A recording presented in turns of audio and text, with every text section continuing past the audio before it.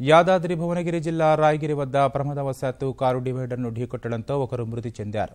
హైదరాబాద్ రావంతపూర్కు చెందిన కుటుంబ సభ్యులు 5గురు యాదగిరిగుట్ట మండలం రఘునాథపూర్కు వెళుతుండగా మార్గమధ్యంలో రాయగిరి వద్ద కారు ప్రమాదవశాత్తు డివైడర్కు బలంగా ఢీకొట్టింది.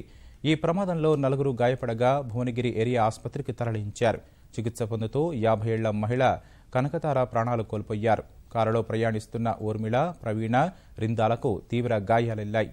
మరొకరు గాయాలతో బయటపడ్డారు. క్షతగాత్రులకు భువనగిరి ఏరియా ఆసుపత్రిలో తరలించి చికిత్స అందిస్తున్నారు.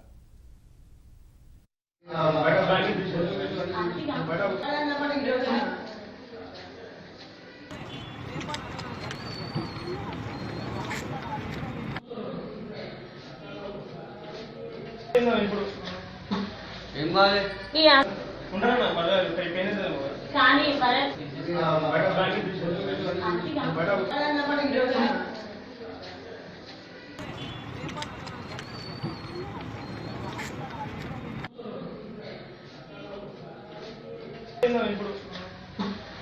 కావాలి?